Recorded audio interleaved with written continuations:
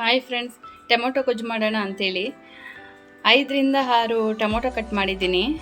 4ರಿಂದ 5 ಹಸಿರು ಮೆಣಸಿನ್ಕಾಯಿ, 2 ಈರುಳ್ಳಿ, ಸ್ವಲ್ಪ ಬೆಳ್ಳುಳ್ಳಿ ಜಜ್ಜಿಟ್ಟಿದ್ದೀನಿ, ಮತ್ತು ಕರಿಬೇವಿನ ಸೊಪ್ಪು ತೊಳೆದು ಎತ್ತಿಟ್ಟಿದ್ದೀನಿ, ಸ್ವಲ್ಪ ಖಾರದ ಪುಡಿ.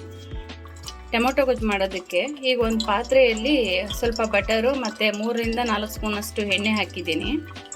ಎಣ್ಣೆ ಕಾದಿದೆ. ಈಗ ಇದಕ್ಕೆ ಸಾಸಿವೆ ಮತ್ತು ಜೀರಿಗೆನ ಹಾಕ್ತಾ ಇದ್ದೀನಿ.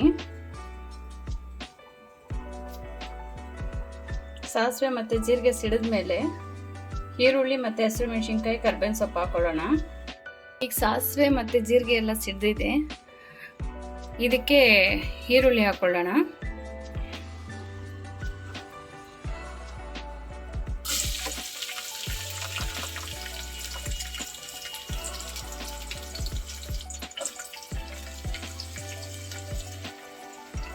ಈರುಳ್ಳಿ ಮತ್ತು ಹಸಿರು ಮೆಣಸಿನ್ಕಾಯಿ, ಬೆಳ್ಳುಳ್ಳಿ ಎಲ್ಲನೂ ಹಾಕ್ಕೊಳ್ಳೋಣ.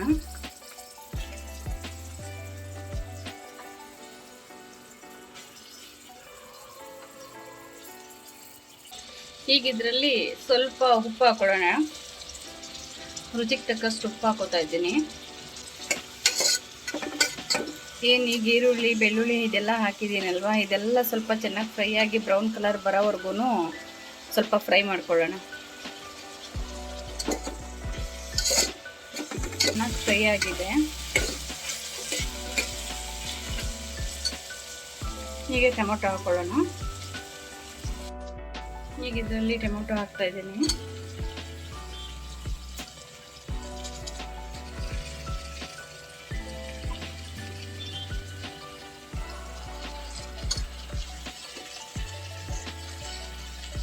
ಟೊಮೊಟೊ ಹಾಕಿದ್ದೀನಲ್ವ, ಇದನ್ನು ಸ್ವಲ್ಪ ಚೆನ್ನಾಗಿ ಮಿಕ್ಸ್ ಮಾಡ್ಕೊಳ್ಳೋಣ.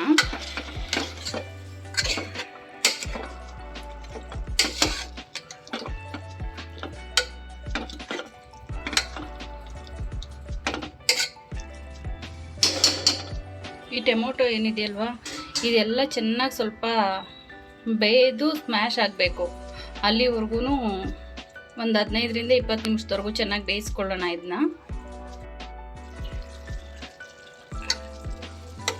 ಟೊಮೊಟೊ ಹಾಕಿದ್ಮೇಲೆ ಟೊಮೊಟೊದಲ್ಲಿರೋ ನೀರೆಲ್ಲ ಬಿಟ್ಟಿದೆ.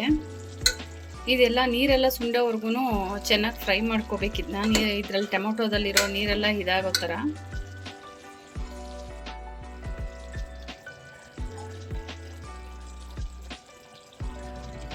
ಈ ಟೊಮೊಟೊದಲ್ಲಿರೋ ನೀರೆಲ್ಲ ಸುಂಡಿದ ಮೇಲೆ ಸ್ಮ್ಯಾಶ್ ಮಾಡ್ಕೋಬೇಕಿದ್ದನ್ನ. ಟೊಮೊಟೊದಲ್ಲಿ ಬಿಟ್ಟಿದ್ದ ನೀರೆಲ್ಲ ಸುಂಡಿದೆ. ಈಗ ಇದನ್ನು ಚೆನ್ನಾಗಿ ಸ್ವಲ್ಪ ಸ್ಮ್ಯಾಶ್ ಮಾಡ್ಕೊಳ್ಳೋಣ ಟೊಮೊಟೊನ.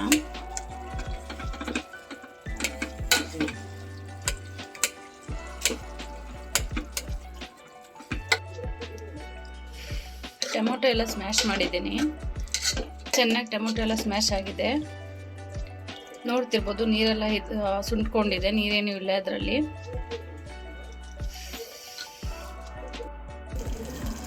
ಈಗ ಇದಕ್ಕೆ ಒಂದು ಅರ್ಧ ಟೇಬಲ್ ಸ್ಪೂನಷ್ಟು ಖಾರದ ಪುಡಿ ಸೇರಿಸಿದ್ದೀನಿ.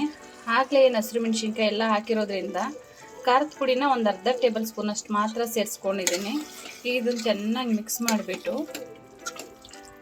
ಒಂದು 5 ನಿಮಿಷದವರೆಗೂ ಚೆನ್ನಾಗಿ ಫ್ರೈ ಮಾಡಿಕೊಂಡ್ರೆ ಟೊಮೊಟೊ ಗೊಜ್ಜು ರೆಡಿ ಆಗುತ್ತೆ.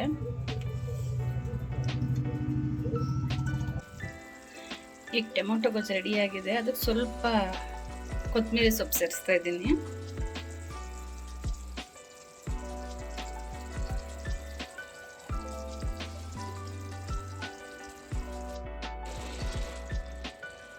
ಕೊತ್ತಂಬರಿ ಸೊಪ್ಪು ಸೇರಿಸಿದ್ಮೇಲೆ ಚೆನ್ನಾಗಿ 1-2 ನಿಮಿಷ ಮಿಕ್ಸ್ ಮಾಡಿಕೊಂಡು ಖಾರದ ಪುಡಿ ಎಲ್ಲ ಹಾಕಿದ್ಮೇಲೆ ಒಂದು 5 ನಿಮಿಷದವರೆಗೂ ನಾನು ಚೆನ್ನಾಗಿ ಫ್ರೈ ಮಾಡ್ಕೊಂಡಿದ್ದೀನಿ.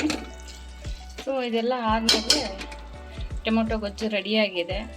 ಇದು ಚಪಾತಿ ಮತ್ತು ರೈಸ್ಗೆ ಎಲ್ಲದಕ್ಕೂ ಚೆನ್ನಾಗಿರುತ್ತೆ.